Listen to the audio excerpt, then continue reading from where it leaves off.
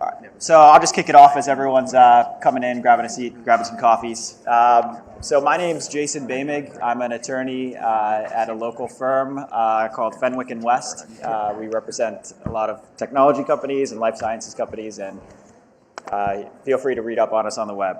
I'm going to keep my intro very short because I think we have a really interesting panel here today, and I'm going to try to stay out of their way as much as possible. But I do want to just sort of come back to a point that Tim has made previously and Paul briefly touched on in the last panel, which is it's so exciting to be in what I think are the very early stages of a massive shift in the legal profession and the legal industry in general. I mean, we've seen this in the legal industry before, right? With the rise of big firms, adapting to specialization, the paralegal profession as a whole, something that was created in the last 50 years. And I think that we're on the verge of a shift that's as big or bigger than that restructuring of the legal marketplace.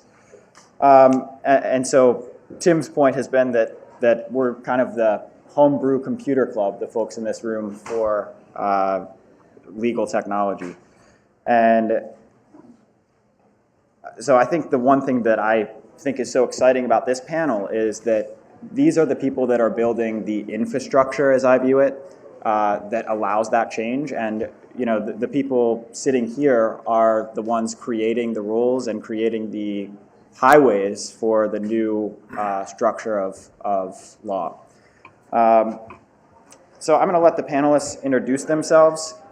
From an administrative point, the one thing I would like to do, we'll have some audience questions at the end, but if you would like to tweet a question at me, my Twitter handle is jboehmig, so my first initial and last name, JBOEHMIG. I'll kind of keep an eye on what comes in, and you can also feel free to raise your hand, but I'll may be able to work that into the discussion live if that's something people have an interest in.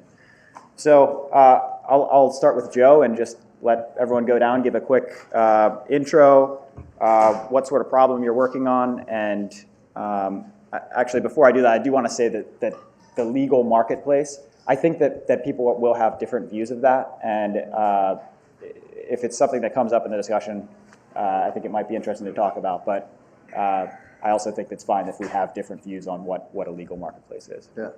I'm Joe Borstein. I work for a subsidiary of Thomson Reuters, so no West questions, please, called Pangea 3. We're, I believe, the world's largest outsourcer and alternative legal services provider. We have about 1,100 employees, which are mostly attorneys all over the globe, and we handle kind of large, bulky projects for large law firms and large corporate clients. What I like to think of what we do is we kind of rationalize the current chaos in the practice of law. My father is a litigator. He's had a practice his entire life. His biggest securities litigation case in the 80s had about 20,000 documents to review. Now I've never seen a case with under 100,000, 200,000. So with a company like Pangea 3 coming in, we're able to kind of take back the traditional practice of law so you can kind of focus on advocacy.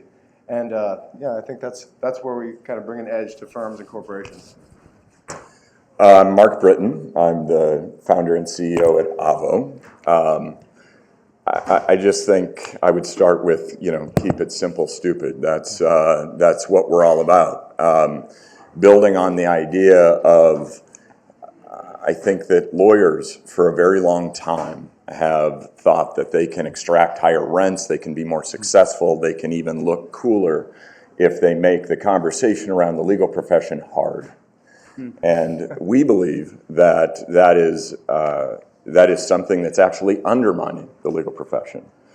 And so we help get consumers, on the one hand, more information and better guidance than we believe that they can get anyplace else. And that leads to more business for great lawyers. We started in 2007. And so I have to give Joe a bad time. He was talking about being a legal outsourcer or largest for legal services. One thing that I don't think people appreciate is how large Avvo's become. When you talk about people who are using Avvo services, we have 160,000 lawyers that use Avvo as a marketing platform. And that is partly because we drive over 6 million visits a month on consumers coming in and who are trying to get help. And that turns into over 300,000 contacts for lawyers every month. And so I often say we're a lot like TripAdvisor in that people who are planning their legal trip, they come and there's all of this fantastic content for them to navigate, to orient themselves regarding their legal issue.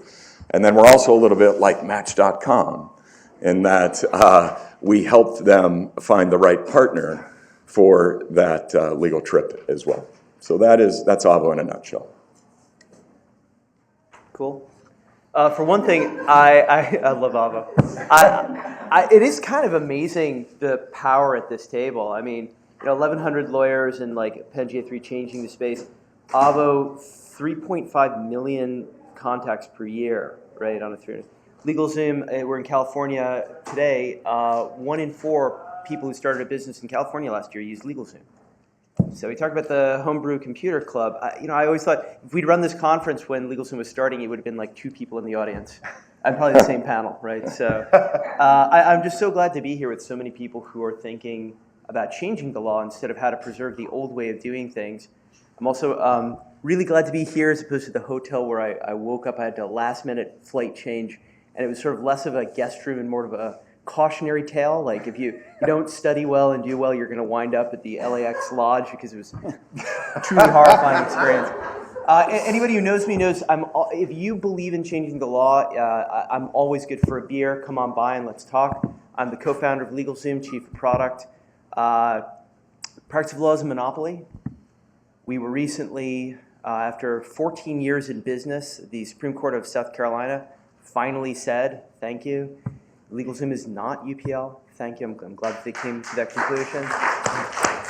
Funny little anecdote that I researched before today. I always do research and then I reject everything that doesn't agree with whatever opinion I had coming in.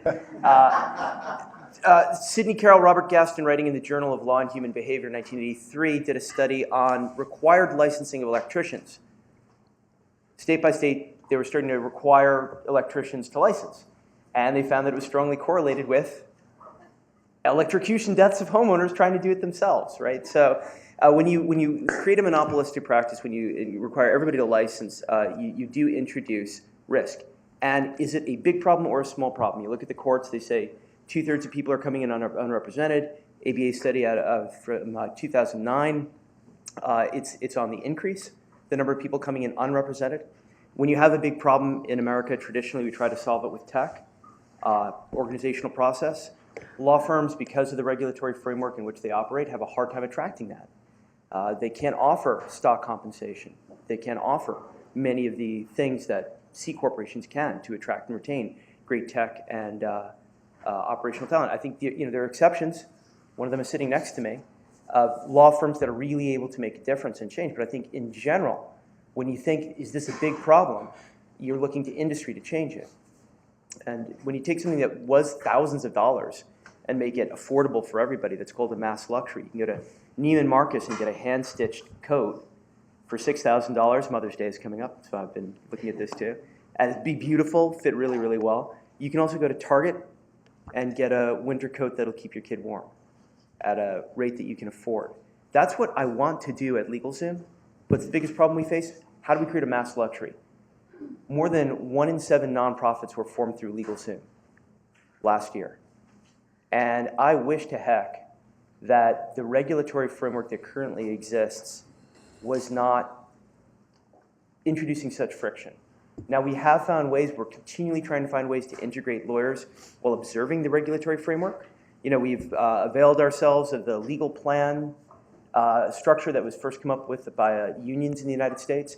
So if you come to LegalZoom right now and you get a will, you also have the option of getting on a legal plan for a month for free and getting the counsel of a lawyer. So we're integrating in that way. But I wish it didn't have to be so hard. I wish the practice of law, I wish the ABA would sit up and finally recognize that, again, there are a lot of homeowners getting electrocuted. I wish we'd all sort of look around and say the legal marketplace needs to reform. It is reforming. Let's help it along instead of hindering it. So my name is Raj Abhyanker. I'm the CEO of LegalForce Trademarkia. So we're not a marketplace. We're actually a law firm. So I'm actually a solo law firm. I'm the only partner in my law firm. I have built a law firm from just a very small entity with just myself and a couple people to, instead of creating a marketplace or joining Rocket Lawyer or something else, I decided to create what is effectively a media property and a funnel to our law firm to drive clients, especially in the US, and a funnel to drive clients to other law firms in each jurisdiction where we have this media property operating. So we've created a search engine for trademarks. So Trademarkia is a search engine for government data. It takes government data and makes it more interesting, relevant, and social for average people. So what we believe is trademarks are really brand indicators of upcoming product changes because companies will file trademarks before they release a product. So we are now a news source for many journalists that cover brands. We have over 100 inbound links from Wikipedia that drive traffic to our media property. So we're more like a newspaper, and that newspaper has only one advertiser. That advertiser is my law firm. So I've gone from having less than 20 clients to having 33,000 clients. We're adding 400 clients every month. This year, if you take our government fees, we'll probably do about $18 million in revenue. Without government fees, we're going to do over about $11 to $12 million in revenue. So I have a solo law firm and a newspaper that I've created. In the old days, the closest analogy would be if you're the lawyer and you write your own newspaper and distribute it to all your potential clients, then, and if they see that you're the firm that actually created that newspaper, they might just hire you. We've done that on steroids. So what we've done is we've taken government data and people that are looking to protect their brands, they're able to search for that name, logo, and slogan and apply for them. So I'm a firm believer in trying to open up the legal market in terms of investment to outside parties to give some relief to people like me because we have no exit. So I work really hard and I'm not able to scale. So I'm not able to raise outside capital. I'm not able to grow my business and bring in professional management because ultimately we have only our own cash flows to depend upon. And maybe we don't have the incentives for those individuals that are not lawyers to come join us. Because why would a professional person who can scale our business to the next level join us when they could never own a piece of it? And at least here in Silicon Valley, most companies that scale need professional managers that are cross-functional, not just in their own discipline. And we have a very tough time recruiting because of that. So that's why I'm here. Great. My name's, there actually is a thing on there.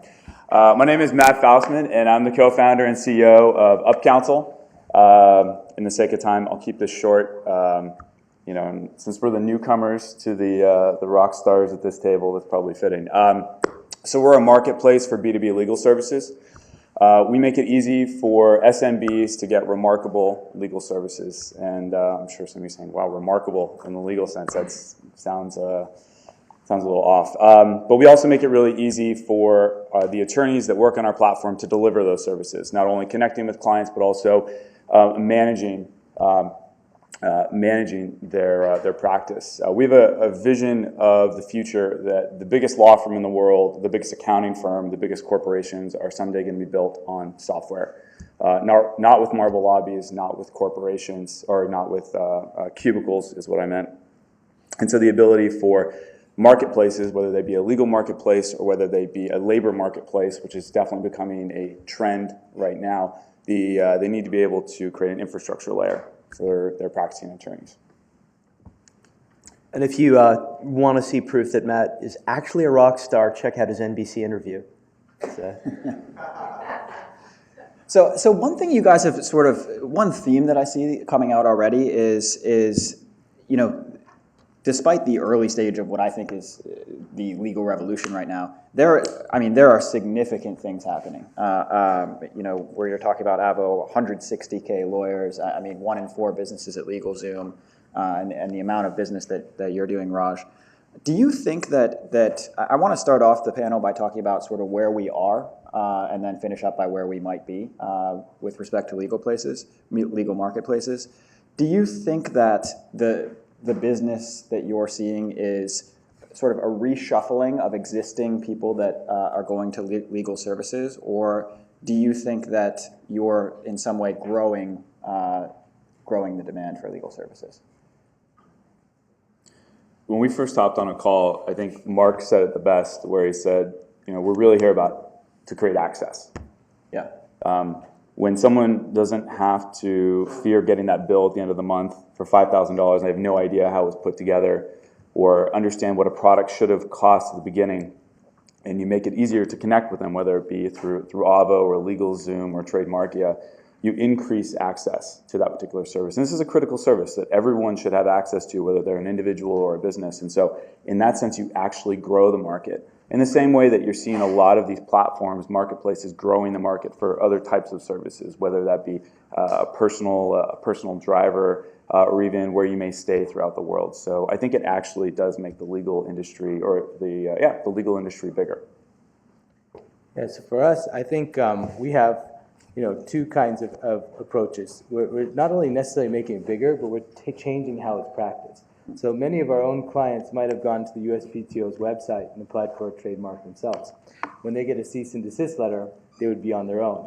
When they get an opposition, they'd be on their own. When they get an office action with a likelihood of confusion rejection, they'd be on their own. So it's not necessarily we're growing in that way. We're taking people that would have otherwise been pro se applicants and make them have counsel so that they'd have more power in terms of defending their rights against larger parties on one end. On the other end, we've also invested some of our profits into creating a physical access to law space. So in that way, we are allowing law to be more accessible on Main Street here in downtown Palo Alto. But that's not necessarily a global footprint yet. And without any outside capital, we can't do that on a global footprint basis. I think you got 3 points. The first point is that when there's a reference price in the market, which is certain and lower than the prior reference point, demand increases. And that's, you go to Trademarkia, you're going to see prices. You're going to know what they are. Law firms do not post prices, or at least they hadn't until Trademarkia came in, and now they kind of have to.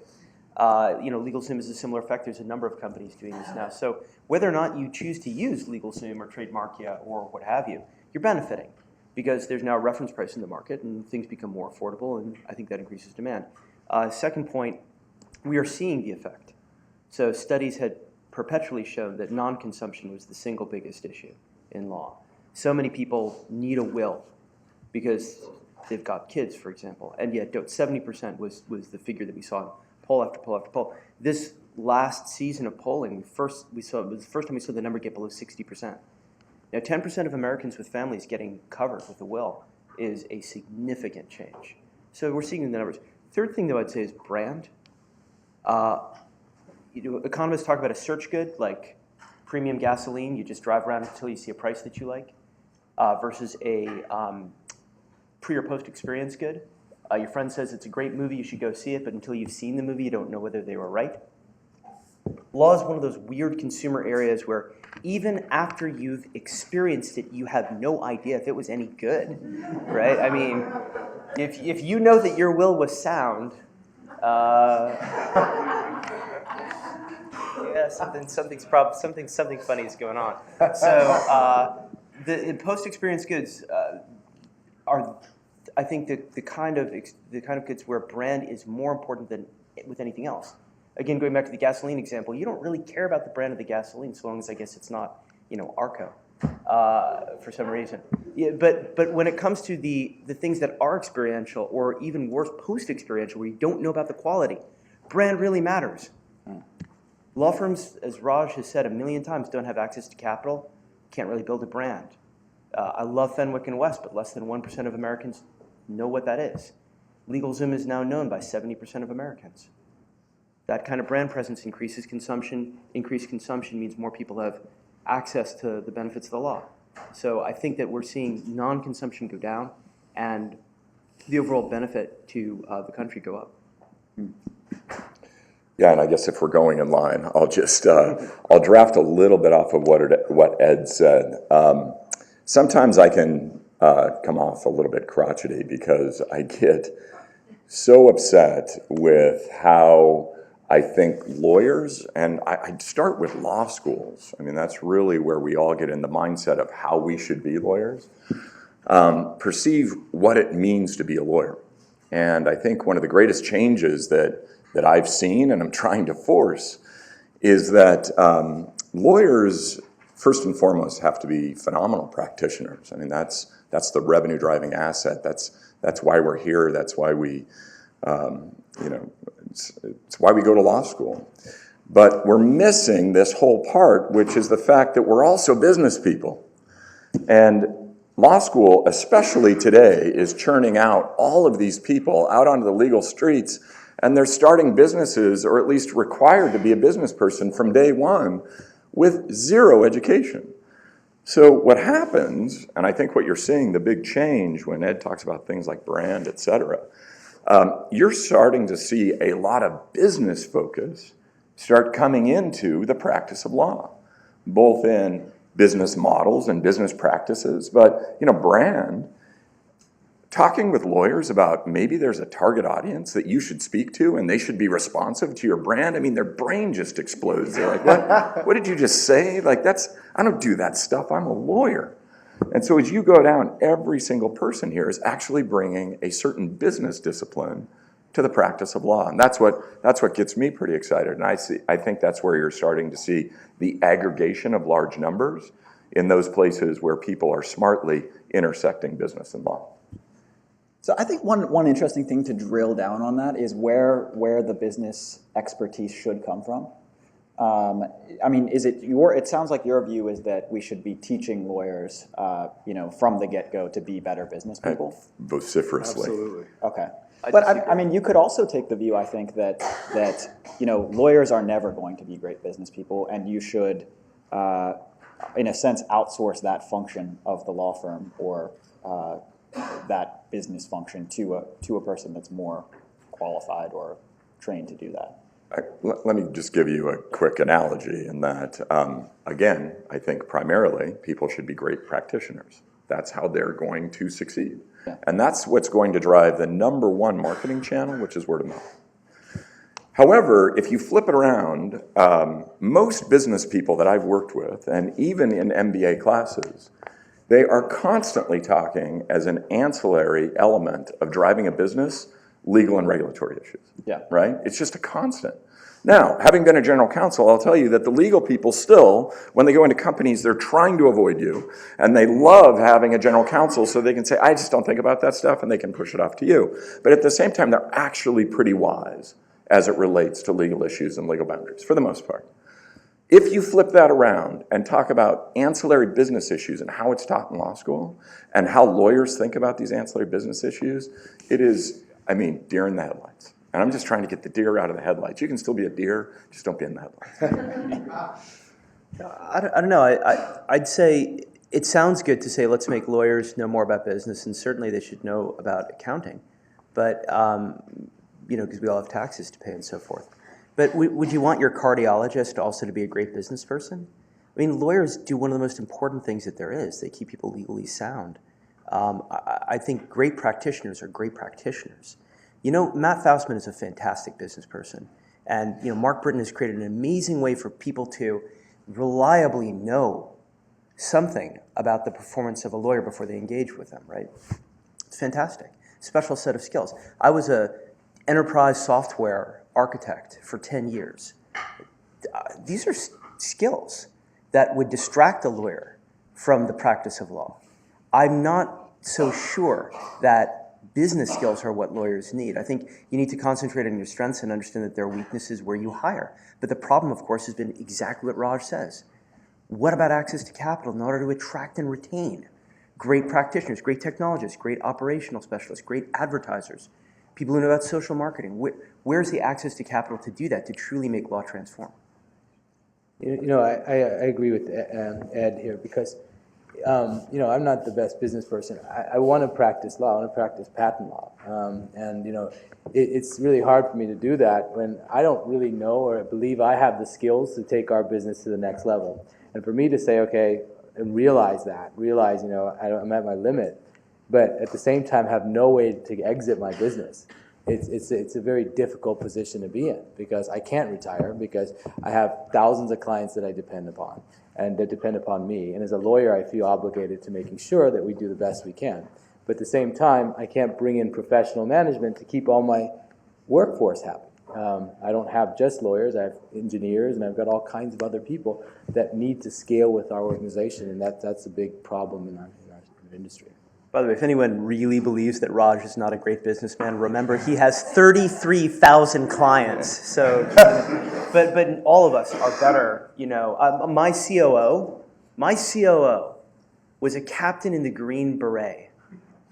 The man, when he was 21 years old, he was leading a platoon of, I think it was a platoon of 250 men, right? I mean, that is operational chops. Do you think that Frank Monastir would still be at LegalZoom if he didn't have a piece of the business? He's a Harvard Business School grad. He has a million other places he could go. Fortunately, we're able to give him equity. How do you attract and retain people like that if you can't? So I want to challenge the panel because I think there's so much in this room. It's easy to just go with the conventional wisdom in this room, at least, that things massively need to change. Why can't we do this under existing framework? I mean, why? There's obviously some reason that business and or investment and law firms are separated.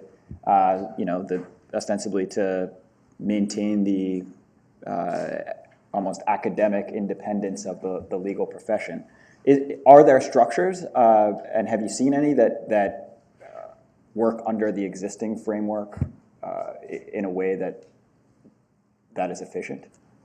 I'll take that one. I think absolutely. I think the existing framework does create impediments to investment and for law firms to think 10 years out. But what you can do and what we're trying to do is by segmenting the legal world just like every other industry since the Industrial Revolution, you can get a step closer to that. So Thomson Reuters and Pangea 3, we're a corporation. We can invest in technology. We can invest in people and training and kind of long-term specialization, which is what we do.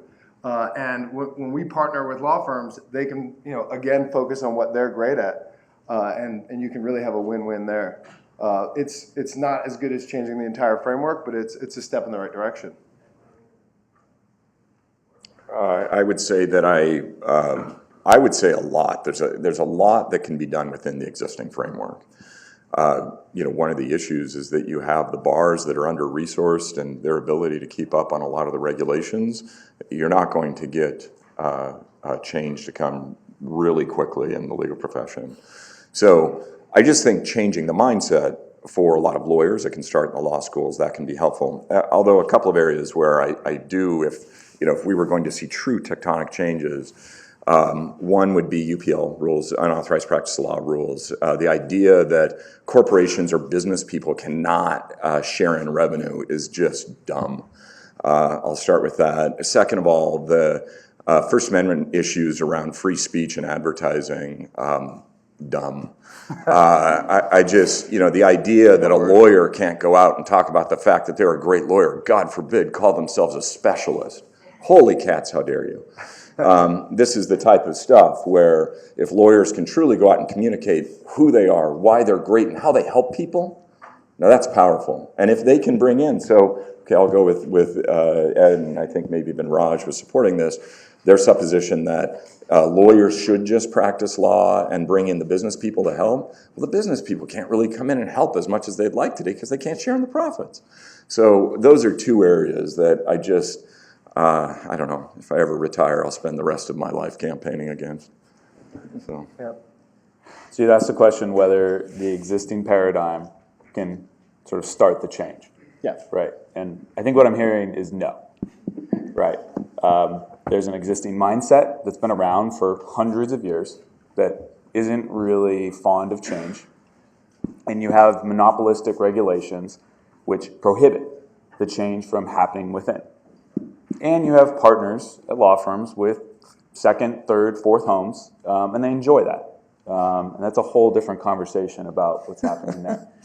So I don't think there really is a desire nor the capacity for the existing paradigm to change. And I mean, this is where the change is going to be coming from. You have companies like Avvo and LegalZoom who have taken the hits to the head and sort of the unsung battle and have made it possible for the new generation of legal startups to essentially emerge because there's confidence now that the market is somewhat ready for that. But that's really where disruption comes from. There's a really good article by David Sachs, who's an alumni of this school, and he writes about where disruption really comes from, and it's typically not from big corporations. It does happen, iTunes came from a big corporation that was disrupted, but typically within big markets, it's from small entities where that disruption happens because they're willing to do something that is against traditional wisdom, and it goes against what everyone has been sort of comfortable with. And especially in this space, you're going to be displacing a lot of dollars that have been going to people that are pretty comfortable to some of these companies and companies we haven't even heard of yet. They're going to be launching this year and next year, but that's really where the change is going to be coming from. Well, Mark used a complex word, dumb. Let's decompose that. Something is dumb if it's not doing the thing you wanted it to do. Why is there a prohibition against, UPL for choosing a form, or why is there a prohibition against corporate practice of law? And the answer is public good. So that's a theory. Here's some facts. New South Wales, Slater and Gordon went public. Law firm out of New South Wales, now more are. And they're doing a study of the practice under incorporated firms versus traditional ones. And they're finding that complaints are down by 2/3 in a firm that had public capital. So is the prohibition against public capital actually helping people? And if it's not, if it's actually diminishing the public good, then I think we fit this, again, Mark's definition, dumb. It's just, it's not doing what you thought it was going to do.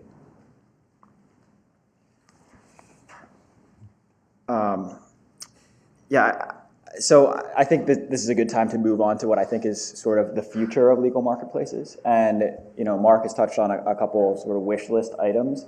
I think it might be interesting to go through the panel and see, if you could suggest one thing that we as a group can do, or even in just talking about change, what is the one thing you'd most like to see happen in terms of regulatory framework change? Starting with me, I absolutely think changing the rules on unauthorized practice of law and incorporating law firms, it makes absolutely no sense, and I don't think it has any place in the long term. And I think that we are coming around to a consensus on that. Most people I talk to at most of these conferences kind of agree, kind of feel intuitively that that's the right thing to do, and it's about putting that into action, which I'm still not really seeing in the U.S. But again, it is happening abroad. It's happening in the UK, and I think what we'll likely see is a lot of UK firms eating US law firms' lunches, and all of a sudden, when people's pocketbooks are in jeopardy, you might see some real change. But why should we wait for that? I hope we don't.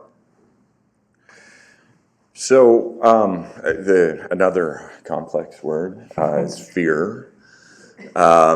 There is so much fear that's coming from lawyers around these changes, and usually that fear is generated by existing bar regulations, and the bar regulations haven't caught up, and the bar regulators are not coming forward to help people understand that, hey, we're sitting back on this because we don't have the resources, or we're still studying it, but still we're not going to run over everybody with a Sherman tank who decides to post on Facebook.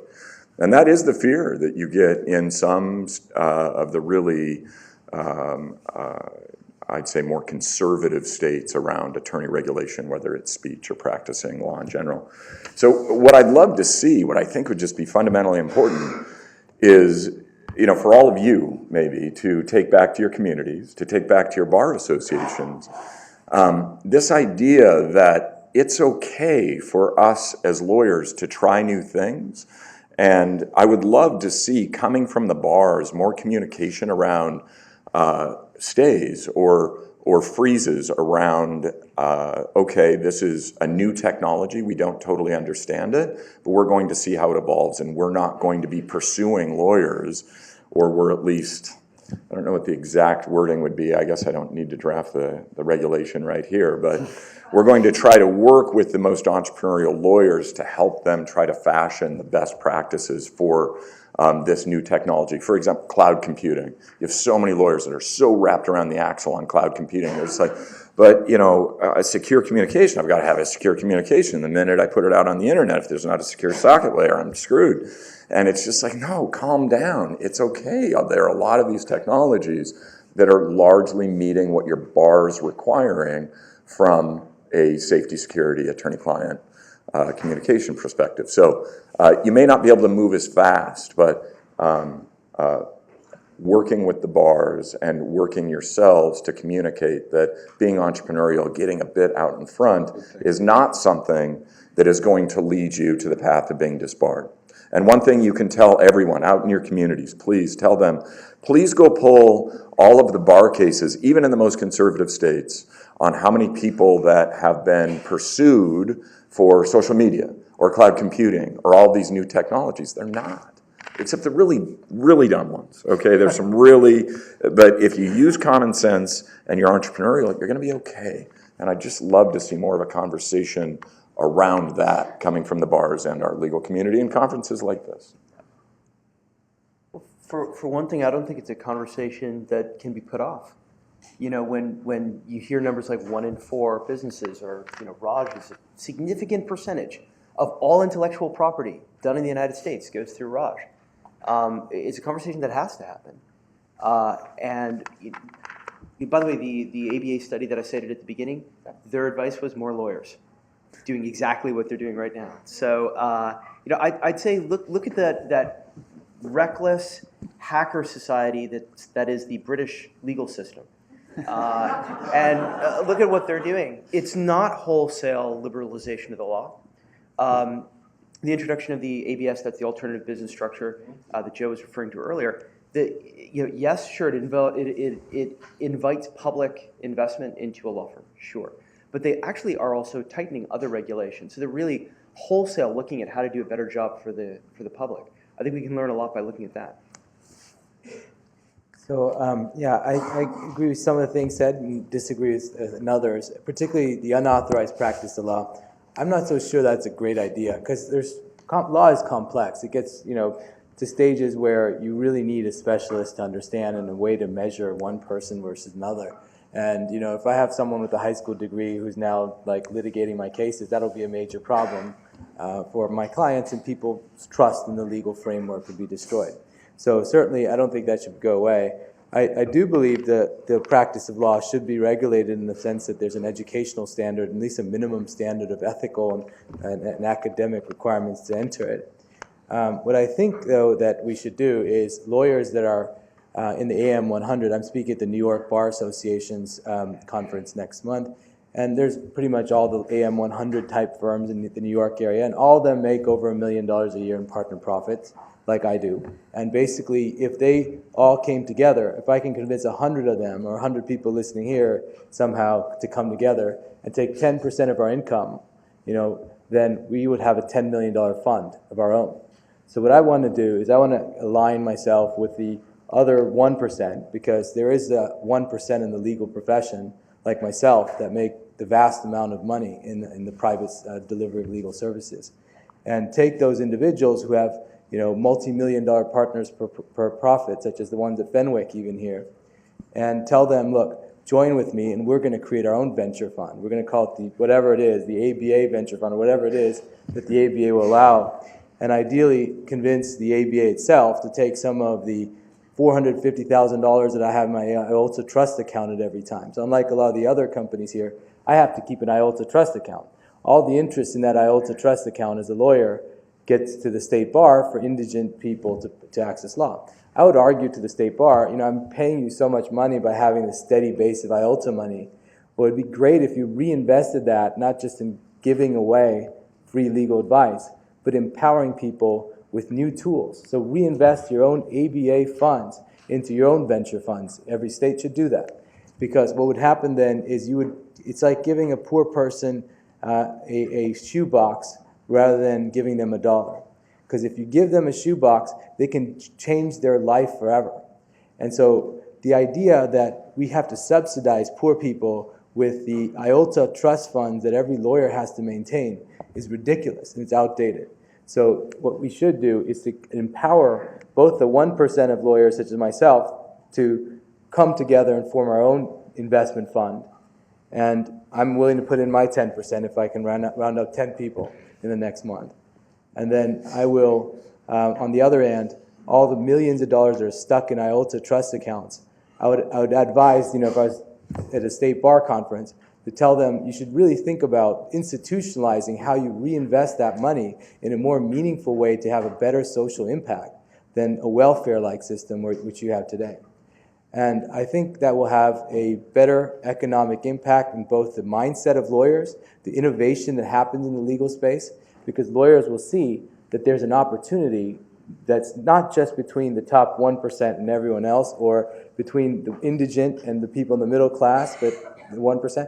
There's an opportunity to bridge that gap better by reinvesting that money in meaningful startups. So I'd love to take that IOLTA Trust money and invest in Upcounsel or Lex Machina or some of these other companies.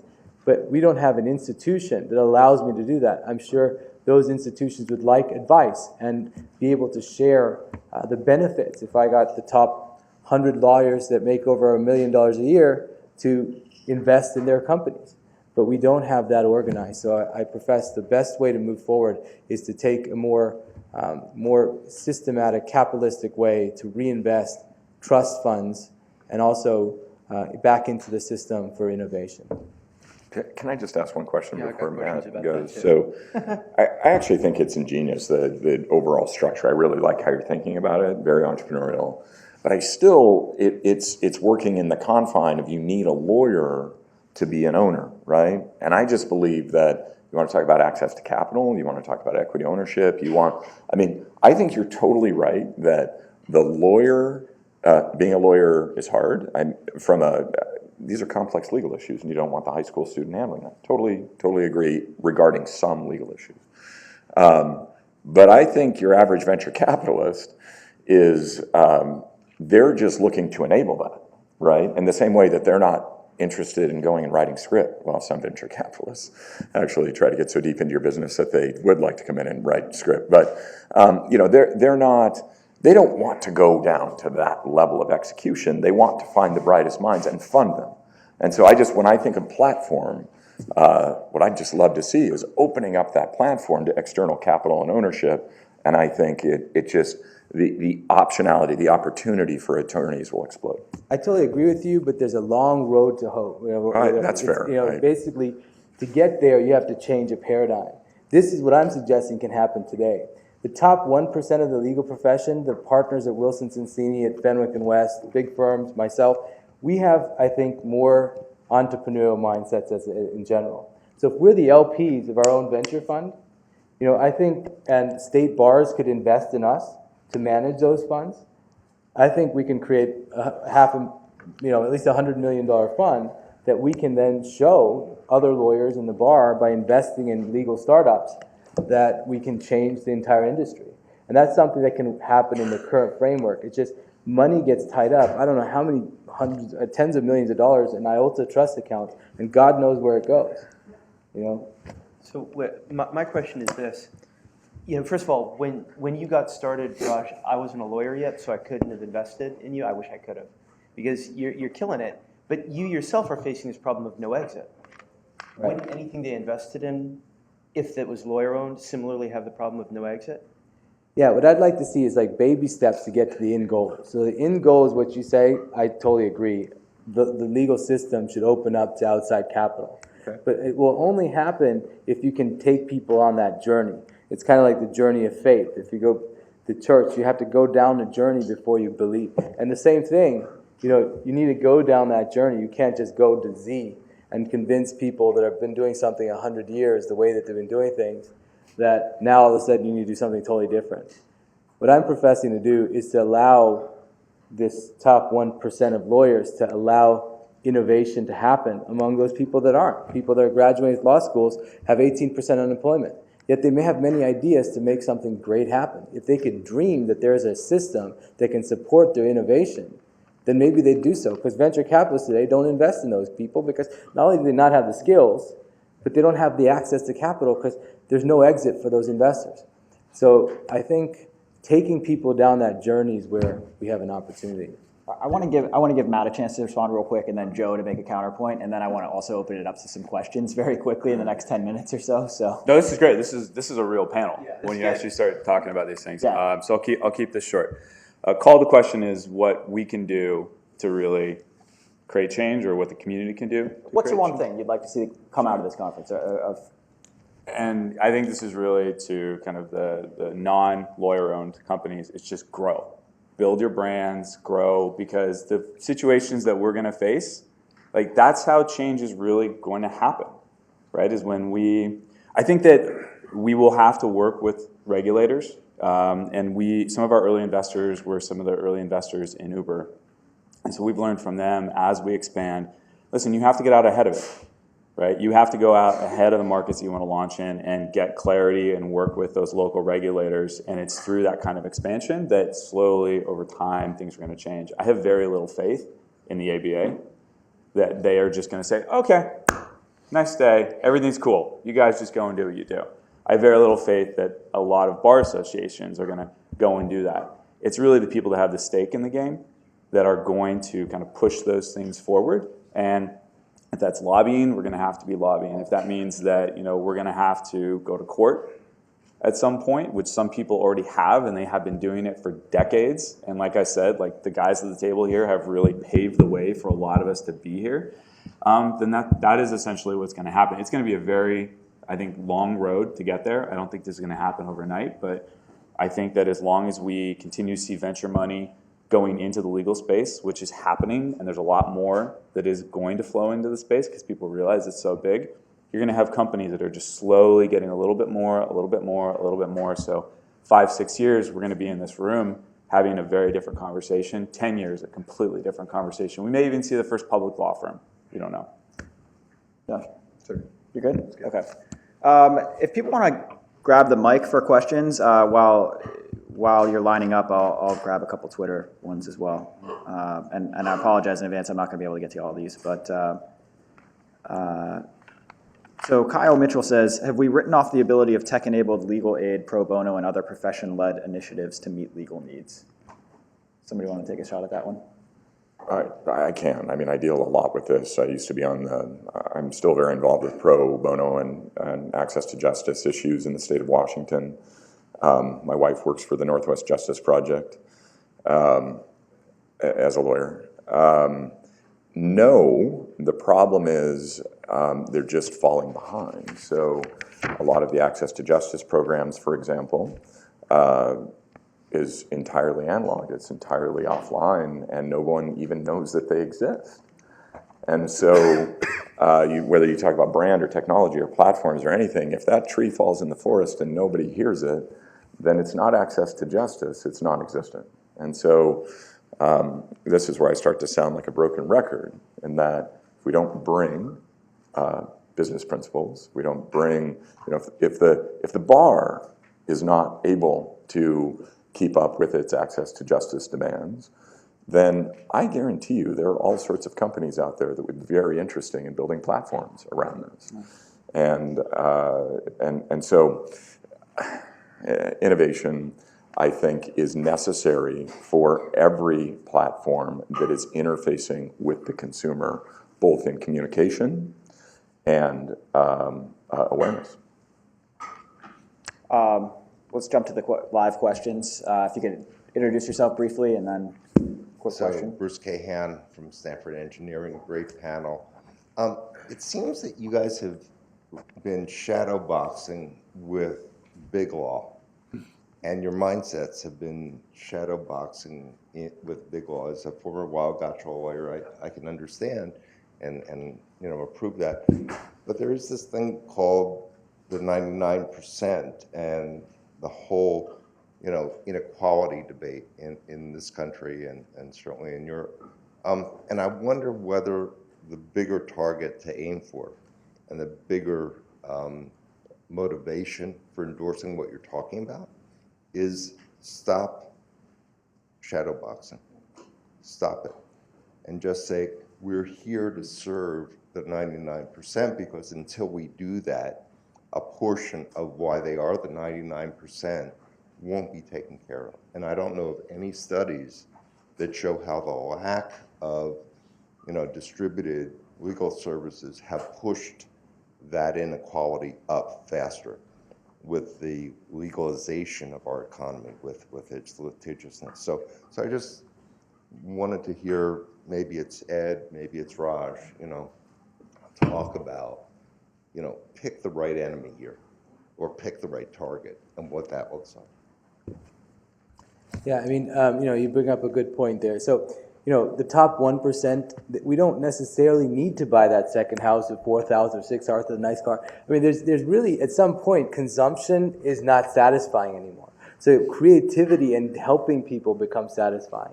But if you can't help your own profession, and it's really hard to find an organized way to make, so I think part of it is to incentivize that 1% to give back to their own community. And, there's just no organized way, without feeling like you're giving a handout, to give back.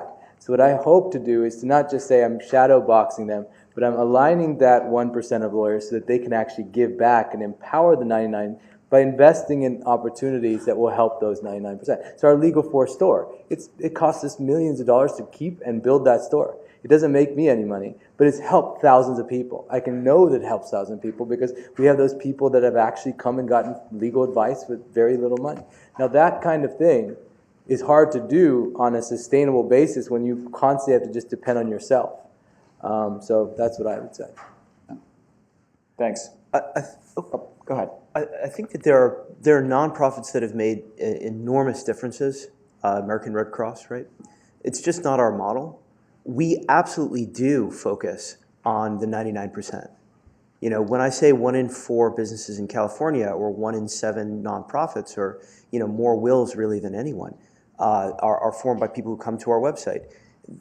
I really am thinking about the 99%. Pangea 3 and Axiom and everybody else, they do a great job with big law. It's really not our space. We really are thinking about non-consumption all the time, but we're not a charity.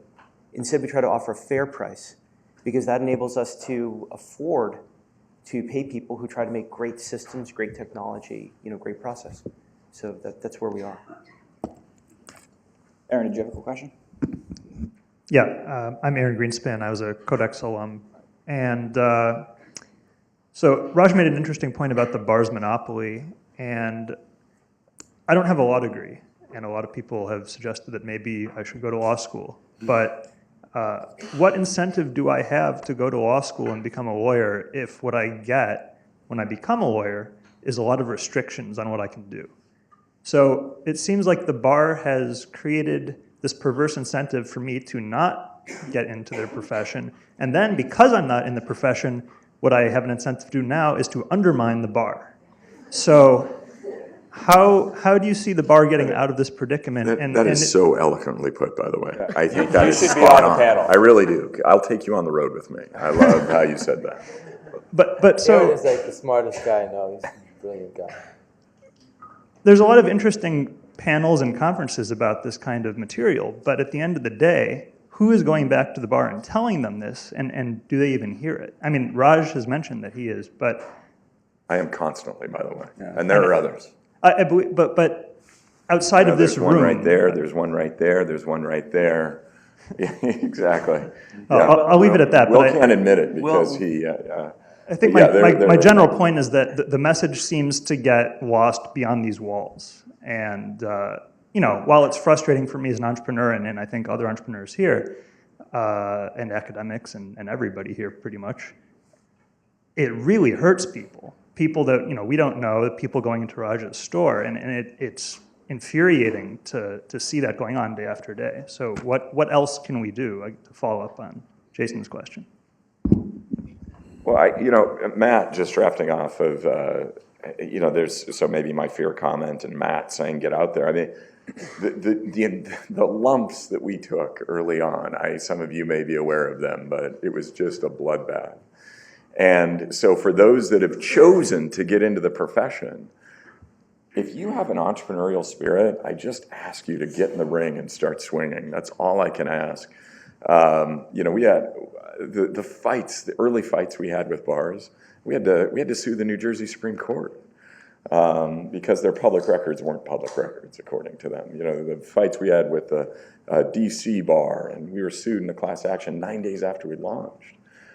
This isn't fun. It's not why I started a business. I started to help the consumer, to get power to the people, because they're my boss, and that's what they want, and that's what's going to drive the legal profession forward. So I would just really, if we can just have more panels like this where we embolden lawyers to go out there and try to be change agents so that guys like you don't keep eating away at the legal profession.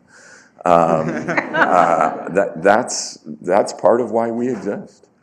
And just to add to that, I don't think it's all about panels. It's going to be about economics. We have a natural experiment going on in the UK. To the extent what we're all saying is true, they should be able, with outside investment, to create better business models and serve their clients better. If that's true and they're eating the U.S. law firms' lunches, believe me, there will be change. So we have 2 minutes left. I'm going to do a last question, then close it. But I would encourage everyone to continue this discussion on Twitter. I know there's been a lot of activity, and I know most of the panelists are on Twitter. And let's continue the discussion. I think it's worthwhile. Go ahead. Well, first I want to say that I'm thrilled that I accidentally found out about this conference, and it's been excellent. I'm a pretty old timer. In '83, I graduated from Bolt, and in '87, I started the first contract staffing firm in the country. I was able to sell it to a NASDAQ company. So in a way, we were an alternative law firm. I think Axiom is even a more of a present case example of ownership in a firm. I mean, the reality is that, you know, I mean, I do everything, and I mean, I do all the bespoke work that some other firms do, but it is really a law firm, and it is investment. I just finished a 3-year stint at a traditional law firm. It was a very interesting experience, a wonderful experience, but I also felt I was in a foreign country in the sense that the lack of accountability, the lack of any real understanding how to listen, feel the client, that it's being heard, and the lack of real leadership. This is what happens when you have a partnership. And I think in order to have change, you have to have companies. I mean, for example, I did a presentation on who's the real competitor, and it wasn't other law firms. It was Axiom. It was other people that were providing really the quality work and had the transparency and had the knowledge management and the workflow. So, you know, to your point, I think this is already happening. I mean, I remember being challenged by the ABA. I was in business for 2 years, and my concern was not, you know, because I never had independent contractors, my concern was, under the ABA rules, I have been, you know, facing the split feeding issue. Now, we got it in. They said, no, it's not fee splitting, but I could have easily have been shut down. So I think to your point is these panels have to happen at the ABA, and these panels have to happen where there are people that they're non-believers, and you can talk about the dynamics and the real win-win that is just spoken about, but there's really no genuine understanding. And why? Because they don't have to be. If you're in a partnership, there's no incentive. So those are anyway, and thank you. This is great. Thank you. Thanks, everyone. We'll wrap up just out of respect for the next. Can we do the closing? Because that was a very invigorating. Can we just say one? I want to say one thing in response. Ed has a 30-minute closing speech. pretty- He has a couple of slides that he'd like to work through. Busy for lunch, but yeah, I'm going to just, I mean, look, the Nevada Secretary of State introduced a website called Silverflu, which was, I think, fantastic, by the way. And I shouldn't say that because it directly competes with what we do, but it was fantastic. He was brought up on UPL charges, the Secretary of State of Nevada. You know, I have been spit on by high-ranking members of ethics committees. Literally? Literally, I was spit on. Just because angry and spit's flying out? I had my Legalzoom cap on, and over a the person time? who I can name to you later came over and spit. Yeah, I've been threatened with hundreds of lawsuits, but never spit on. I actually do see it almost as a dichotomy between believers and unbelievers, and I think that, you know, you said, why isn't the message getting out beyond these four walls? These four walls are getting bigger. They are, for sure. And bigger. And when you build something that offers such utility that people have lacked for a long time, they will beat down a path to your door. I don't have to believe that. I can see it. See it There's a happening all the gravity time. there for sure. It's an absolute gravity. I'm so glad that everybody's here in this room today, and I just can't wait to see this become a movement, the movement that it ought to be. So that's all I want to say. Great. Thanks for the closing. Thanks, Jason.